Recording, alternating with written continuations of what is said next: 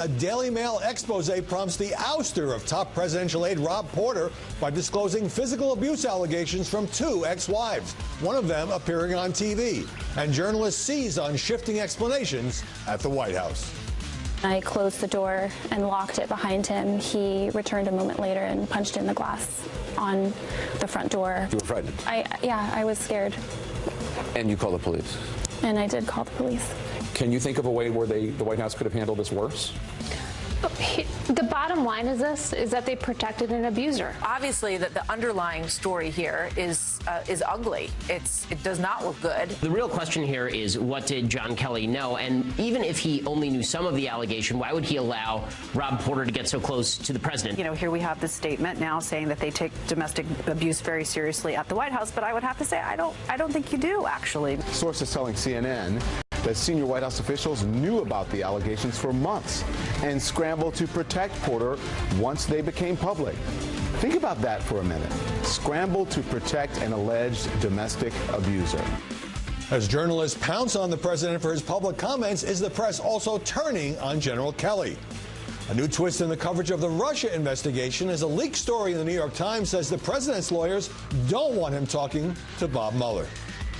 I mean, Trump could have every intention of telling the truth and being completely factual, and the way he talks, the way he goes off on tangents, the way he naturally exaggerates everything, he'd be in major jeopardy. Mr. President, your own lawyers think you are too stupid and too much of a liar to stand up to the heat that Bob Mueller's going to send your direction. Besides being politically dead wrong, I believe, the advice of Trump's attorneys also stands at odds with the president's own public statements.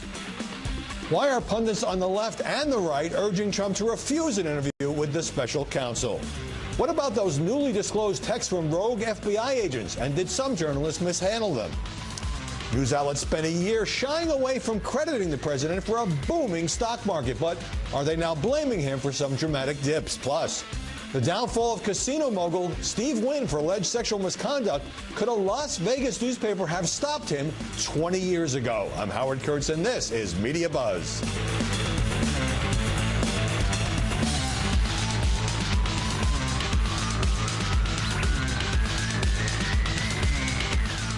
The story on White House Staff Secretary Rob Porter began with the tabloid-style website The Daily Mail, which quoted his ex-wife Colby Holderness as saying he had physically abused her and sometimes choked and punched her. A second Daily Mail piece quoting Porter's second ex-wife, Jennifer Willoughby, as also alleging physical abuse, and she got a protective order against him. Sarah Huckabee Sanders said the president and John Kelly had full confidence in Porter and read his denial. These outrageous allegations are simply false. I took the photos given to the media nearly 15 years ago, and the reality behind them is nowhere close to what is being described. But Sanders also said then that Porter was resigning. This after The Intercept ran photos of Holderness, his first wife, with bruises on her face. Willoughby then did a lengthy sit-down with Anderson Cooper. He came to the shower and opened the door and pulled me out. To continue yelling at me. He put his hands on you and pulled you out? Yeah.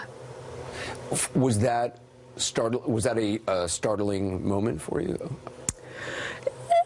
I think up until that moment, I didn't realize that I was in an abusive marriage. Is this a coordinated smear campaign? No. No. I had no intentions of disparaging Rob. And reporters asked the president about the allegations against Rob Porter. We wish him well. He worked very hard. I found out about it recently, and I was surprised by it.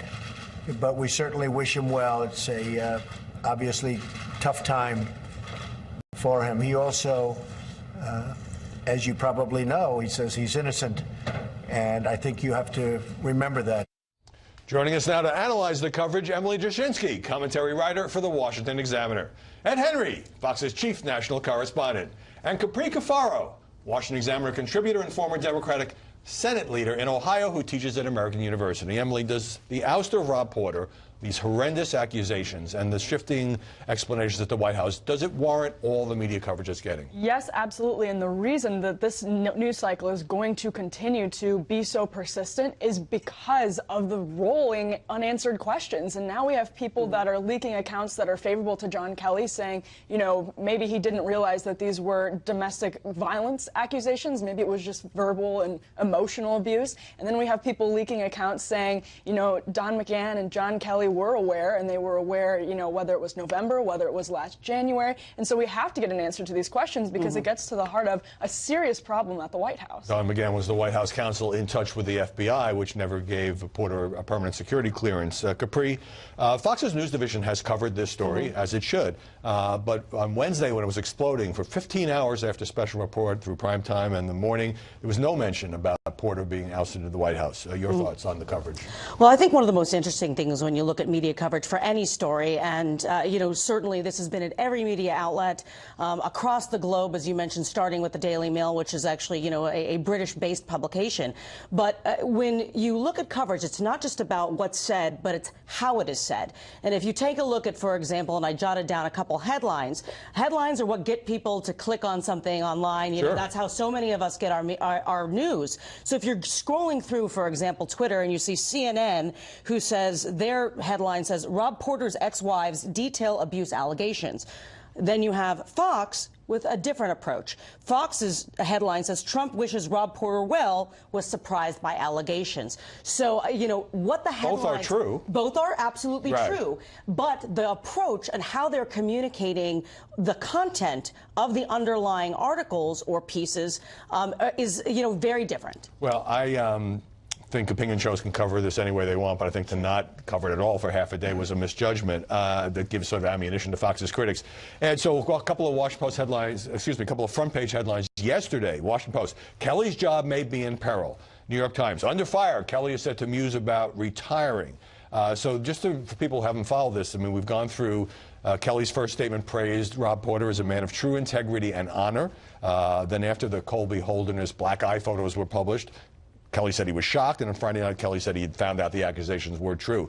All of this is red meat for the press. Yeah, all of that was troubling, that timeline. Let me add something else. How did General Kelly, Hope Hicks, and Kellyanne Conway, who I believe were pictured in the Oval Office on Friday from what I've seen at that pool spray, where the president said this is a tough time for Rob Porter, didn't mention any of the women. How did they allow him to get in front of a TV camera and say what he said without mentioning any of the women? Do you think it's a tough time for them? Particularly in this climate right now. And the president is getting hammered for this tweet yesterday, by the way, that seems to dismiss the Me Too movement and say, and it ties back to this because he sort of said there should be due process and all the like. It's not popular to say, but he is right. There should be due process. The problem is there could have been due process here months ago if General Kelly was told this and the FBI knew this, and they could have said, Rob, is this true? They could have gone to the women, but they kept it under wraps. Since you brought it up, let's put it up on the screen. Tweet from the president the other day. People's lives are being shattered and destroyed by a mere allegation. Some are true and some are false. Some are old and some are new. There is no recovery for someone falsely accused. Life and career are gone. Is there no such thing any longer as due process? Legally, Rob Porter, who disputes these allegations, is entitled to the presumption of innocence. Politically, it doesn't mean he has to keep his job at the White House, and of course they Right, and that's the other thing the point I'm trying to make is that beyond the political fallout, beyond the media coverage, right, there are real human lives here, and the White House seems to have just completely missed that there were women coming forward saying we were victims, that he may have committed crimes. Again, I say may have. He denies it. Susceptible to but blackmail, they left out no human element. Security clearance, and that's the security clearance issue. There is that, you know, if he's susceptible to blackmail because of this information, you know, that obviously puts, you know, our White House in jeopardy. Let me jump in here because Kellyanne Conway, who you mentioned, was on television this morning. She told CNN's Jake Tapper that the president has full confidence in John Kelly, but Kellyanne also said that she was horrified by these allegations, that she has no reason not to believe the women, the two ex-wives, so a very different tone. And this after the New York Times said that Trump is angry at his chief of staff, that he's in trouble. And, you know, when you see, one of my sources said that when you see names being floated as possible replacements for chief of staff, that doesn't happen by accident. Yeah, and I think we're seeing that start to head. But do you think the press is taking a more negative view toward John Kelly, not just on this episode, but there have been stories about, well, wow, he's as much of a hardliner as the president, and when he said about the Dreamers that they were too lazy to get off their asses. I mean, he got a lot of good press when he came in, and now it seems like it's pretty negative. Yes, it turned this week, especially. It started with the Dreamer comment, and I think what's interesting is how President Trump is disturbed by the press coverage of John Kelly. You know, the reports are saying, of John Kelly. Well, I mean, I don't know that, well, but I don't know. We don't know. What is interesting is that President Trump himself is concerned that the media coverage on John Kelly is turning negative by reports that we know, and that's damaging to him. It reflects poorly on him. It doesn't help his White House. I mean, when you have a chief of staff that is being disparaged by the media, it certainly doesn't help your message. What makes this different this time, from what I know from my sources inside the White House and outside the White House, close to the president, is that it's not just the president's critics who are beating up on John Kelly in these stories. The fuel for these stories are coming from people in the Trump orbit who want John Kelly out. People who want to either be the next chief of staff or want to have more power in the White House moving forward. Not all of it's come out yet, but it should be coming out soon. Right, and as we played the clips at the top, I mean, on the conservative side, there's not a lot of defense here of these horrible allegations against Rob Porter and the handling. But let me ask you, Capri, about Hope Hicks, the communications director, usually manages to stay out of the harsh spotlight. So for those who don't know, she was dating Rob Porter, and yet she was involved in helping to draft some of the initial statements or defenses of Porter. But the difference here is that there was a piece in the New York Times where White House officials, including Ivanka Trump, praised Hope Hicks, defended Hope Hicks, and the president himself put out a statement saying Hope is absolutely fantastic. So we don't have to speculate about what he thinks about his communications director. No, well, look, I mean, Hope Hicks may I don't know her. I've never met her. She may be a fantastic individual, and it's a difficult circumstance, obviously. She is apparently romantically involved with an individual that was a co-worker, so that makes things complicated. And then, you know, subsequently, obviously, all of these other allegations about abuse of ex-wives have come out. So I think that there are two separate issues here. Is Hope Hicks competent at her job? And I think that, you know, certainly the view of those inside the White House is yes, she is competent at her job. She does a good job. But then the other question, I think, is, you know, is it appropriate to be involved with somebody else you work with? How does that, you know, how does that impact? Should she be involved in this story? Like you know, her personal life is her personal life. Let me just jump in here. At the same time, we have another story about another White House aide. This is a speechwriter, now former speechwriter, David Sorensen, who resigned Friday as the White House was pursuing abuse allegations from his ex-wife, which included some pretty horrible stuff about he ran over her foot with a car and put out a cigarette on her hand. Again, he disputes that, but he was gone pretty quickly. And finally, I think the Daily Mail deserves credit here because it not only broke this story, but it had both ex-wives on the record, not sources say, with these pretty concerning allegations. Let me switch before we run out of time in this segment to something that made a big fuss earlier this week. It was when the president was talking about the conduct of Democrats not applauding during his State of the Union. Roll it. You have the other side, even on positive news, really positive news like that, they were like death and un-American. Un-American. Somebody said treasonous. I mean, yeah, I guess why not? You know, can we call that treason? Why not? So there was a media freakout over this. The White House says the president was mostly being tongue-in-cheek.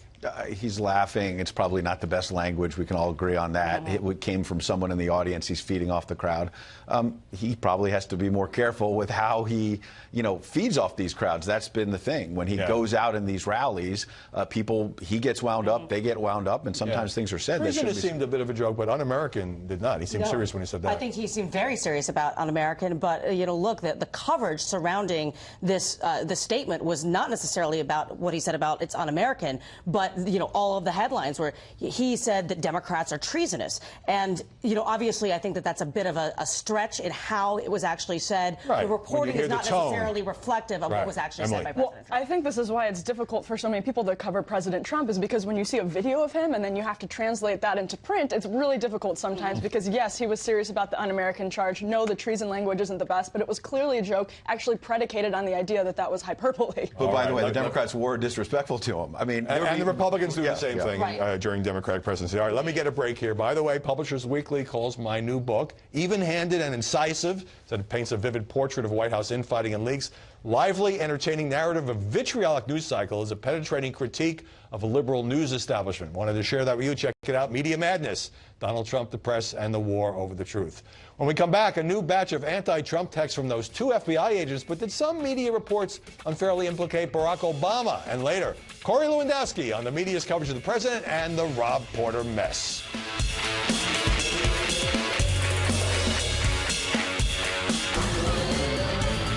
And Republican Senator Ron Johnson released yet another batch of text messages between FBI agents Peter Strzok, who was removed from the Mueller investigation, and Lisa Page got heavy play, especially on Fox News. Let's get started with the Fox News alert and a bombshell exclusive. Those new messages now raising even more questions about what the FBI knew about the Clinton investigation and when they knew it. And guess what there's a reference to in this exchange? President Barack Obama. This may be the first clue, though, we have of President Obama possibly being involved in the FBI shenanigans. Their texts are, I really believe, a Rorschach test, meaning if you read an excerpt of it and you want to believe in a conspiracy, you can find your way into a conspiracy. The text in question was about preparing talking points for Obama. Quote, POTUS wants to know everything we're doing. But as the Wall Street Journal later reported, this apparently wasn't about the Hillary Clinton email investigation, which was over, but according to associates of Strzok and Page, was about Russian election meddling days before Obama was to meet Vladimir Putin. So, Emily, there were several segments on Fox and an online story saying it might have been the Hillary email investigation.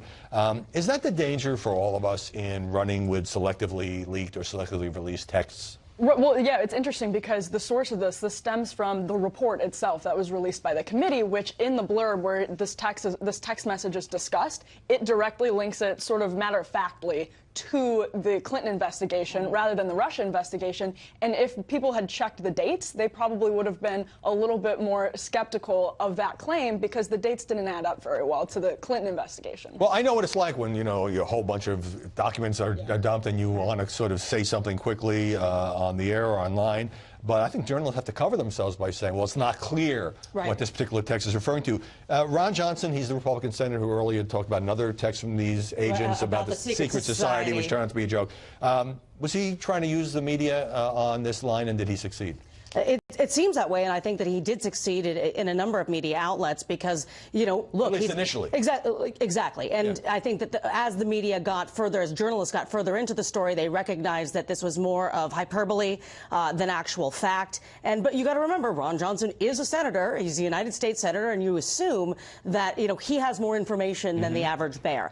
And that, I think, informs the judgment of the media as well. I didn't think that it was any sort of calculation or strategy on Senator Johnson's behalf. I think that it was really what he believed because it blew up. I mean, nobody wants that to happen. Nobody wants to have to walk something back. You say it's A and it turns out to be B. Exactly. Now, at the same time, there were many more damaging messages in this exchange between these 2 FBI agents who were having an affair, calling Trump a blanking idiot, making clear they opposed his election. Have these gotten enough media attention from major news organizations? I would argue no, because I would argue no too. You agree? Yeah, I agree. You're going to agree? All right. We're done. We can go home. No, I think they're really serious, and I think, you know, regardless of where you are, your partisan affiliation, seeing this from the FBI, sort of pulling back the veil here, there's been some stuff that I think you just have to be concerned about. You just have to be. And you would argue no?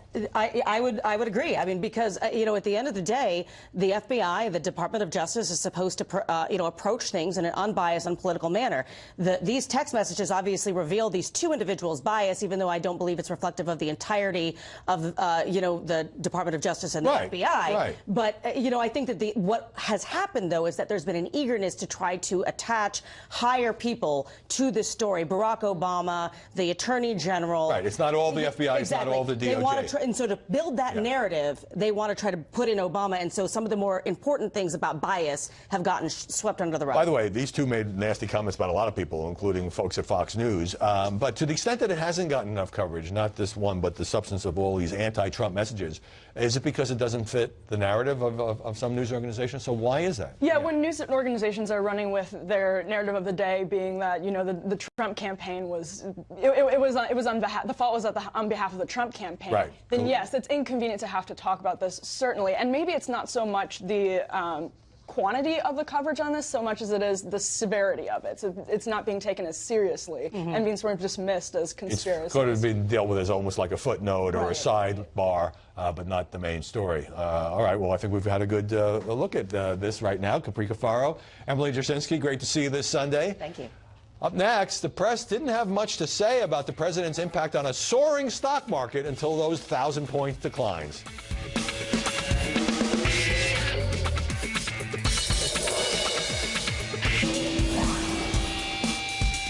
When stocks began soaring after Donald Trump's election, some conservative analysts complained that the president was given little credit, although he wasn't exactly shy in the taking credit department. I don't know if you heard the latest, but the market's up about 150 points, and we broke a very, very big barrier. The stock market is smashing one record after another. Now, I said repeatedly that markets are complicated and presidents get more credit than they deserve when stocks rise and more blame than they deserve when stocks fall. But if the Dow had fallen 8,000 points, I said, you can be sure the press would be giving Trump plenty of blame. Well, that view got a reality test after the Dow dropped 600 points in one day, and then on Monday, this happened. The sell-off on Wall Street is posing a real issue for Donald Trump. Remember, this guy and his entire administration has spent the last year cheerleading the markets, cheerleading. That is dangerous behavior. Live by the Dow, die by the Dow. When you make claims like if Hillary Clinton had won, the stock market would be down 50%, and you say things like we're adding trillions of dollars, just look at the stock market. A, the sky is not falling. B, there is no economic catastrophe on the horizon. C, the left is spinning this because they really want to associate President Trump with anything negative.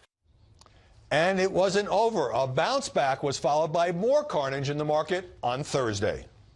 Another huge loss on Wall Street. For the second time this week, the Dow has plunged more than 1,000 points.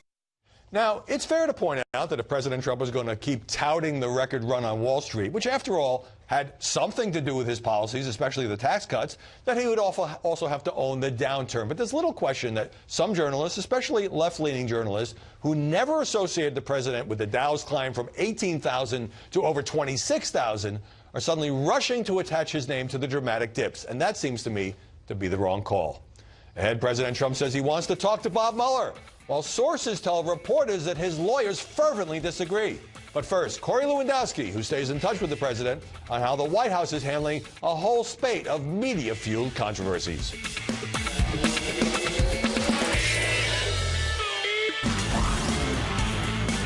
With the president and his White House under fierce media criticism on numerous fronts this week, joining us now from Miami is Corey Lewandowski, Donald Trump's former campaign manager and chief strategist for America First policies. And Corey, the media consensus on the whole Rob Porter mess and the accusations by his ex-wives is that John Kelly and the White House staff badly mishandled the whole situation. Fair or unfair?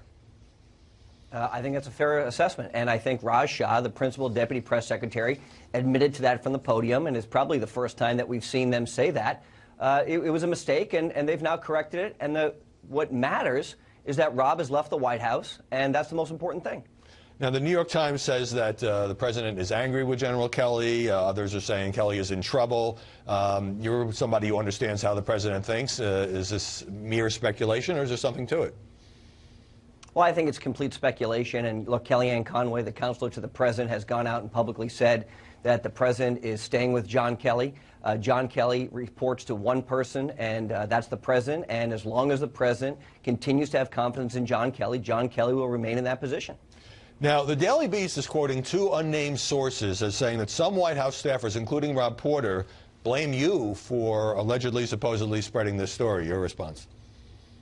Look, number one, I love getting credit for things I didn't do. I don't work for the Daily Mail, okay? I'm a private citizen. I don't work in the building. I've never met Rob Porter's ex-wives. I didn't take a picture of them with a black eye. I have nothing to do with it. And, you know, look, go back and look at contemporaneous accounts of what took place from these women. They've relayed the information to the FBI. The FBI has either said or claimed to have said that they've notified the people in the White House.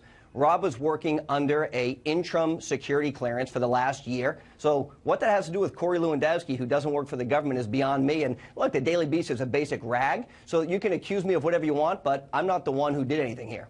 All right. Last question on this. Some media criticism, we're seeing that today. The president, in his public comments to reporters and also his tweet, has expressed some sympathy for Rob Porter, also concern about false allegations, but not expressing any sympathy for the two women making these allegations.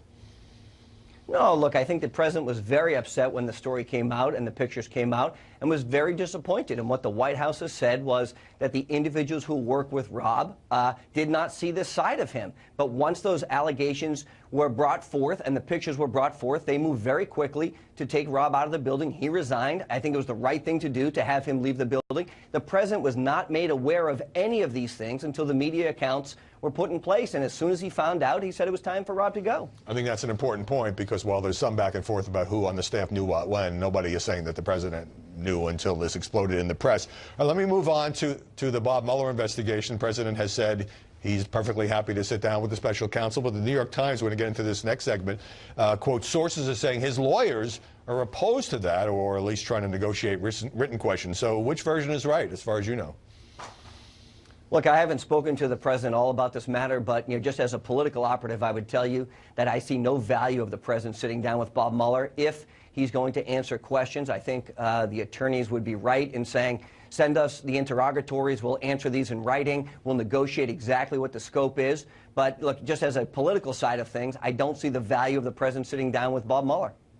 Well, a lot of pundits on the left and right agree with you on that point. Now, the president sparked a lot of media outrage when he made some comments about Democrats sitting on their hands at the State of the Union, even when he talked about the dramatic decline in black unemployment. But he said they were un-American. He seemed to be semi-joking around when he said they were treasonous.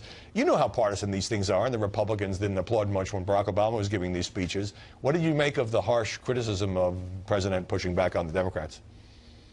Look, I think it's very unfair when the president is articulating, a 12-year-old boy who's taking an American flag and putting it on the graves of dead American soldiers, and that can't be applauded in a bipartisan nature is very unfair. And I think, look, there are some people who will say the Democrats hate this president more than they love their country. And if you can't, in a bipartisan nature, support some of the people that the president brought to the State of the Union and talk about their stories, then that's how bad Washington, D.C. has gotten. Because that young man who was doing that to remember our soldiers should be applauded. It's not a Republican or a Democrat issue. It's an American issue. And this notion that the Democrats can't support those people is very unfair and really un-American, in my opinion.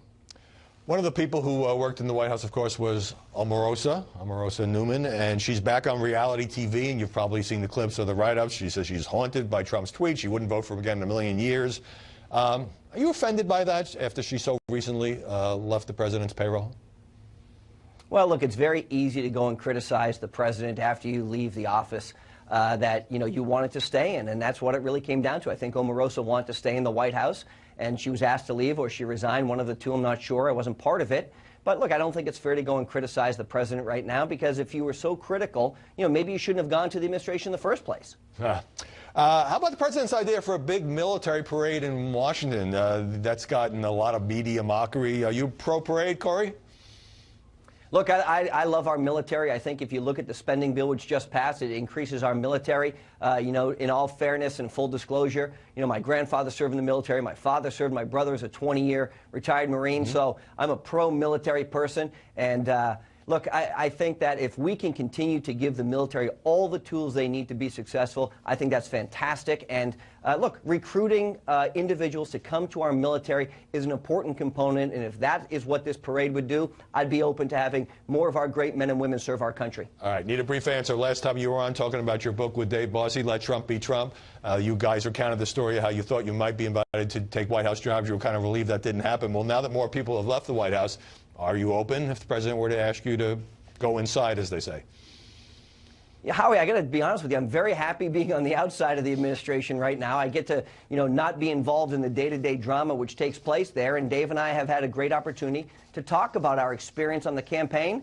And so we're very lucky to be on the outside and be outside talking about the president's successes. That's where we can be most effective. Very happy on the outside. All right, I get the message. Great to see you. Thanks very much, Corey. Congratulations on the book, Howie. Thank you. Thank you. Appreciate it. Coming up, as I mentioned a moment ago, the New York Times saying Trump lawyers don't want him talking to Bob Mueller, and many pundits, conservative, liberal, they seem to agree. And later, Steve Wynn ousted from his casino empire and the paper that could have stopped him long ago.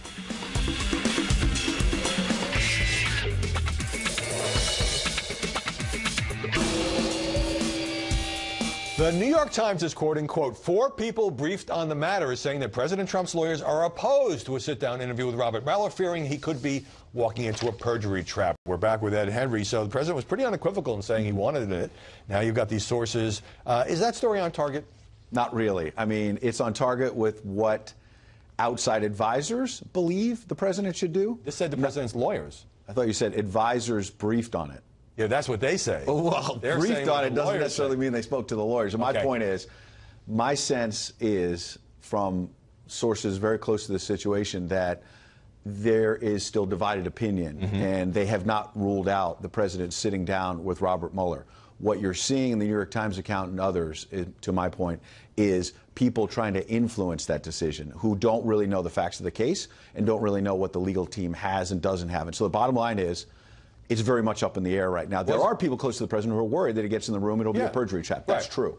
But he may still sit down. Was this an orchestrated leak, in your view, to push the president away from his cooperative approach? Yes, absolutely. And my point is that there are people, other people around the president, who were not quoted in that story, who believe the best medicine here is cooperate, and eventually it's going to go away because they believe, and they can be wrong, because we still don't know what Robert Mueller has, but there are people very influential around the president who believe that this has been messy, it's been ugly, but there is no obstruction of justice, there's no collusion, and he's going to get through this. And if you cooperate and sit down, limited in scope, not a 5-hour interview going into everything, but limit the scope, he's going to get through it. All right, let me get you in on this. So the president over the weekend blocking the release of that Democratic House intel memo. This was a response to the Devin Nunes memo having to do with Pfizer surveillance warrant for Carter Page. The president says it will contain classified information, so he sent it back. Is the press more sympathetic to the Democratic argument that he didn't approve it for political reasons? They are very sympathetic to the Democratic Party. I mean, we heard all of this in the press about the Nunes memo, that their sources and methods is going to jeopardize national security. Then the memo comes out, and it did no such thing. Instead, it really tore apart the Democratic argument, and Nunes was backed up by Grassley and Graham in their memo. I think the Democrats clearly do have much more sensitive information in their memo. If they will simply rework it, it would be in the White House's interest in transparency to make sure they're not hiding anything, to put it out there as long as they pull back some of the info. Although I think a side benefit is that as this gets delayed, I think just interest in the whole memo versus memo thing is fading. It's just been overtaken by other stories. Yeah, but it doesn't change the basic facts, which is that the Obama administration used a dossier that was unverified to spy on Trump.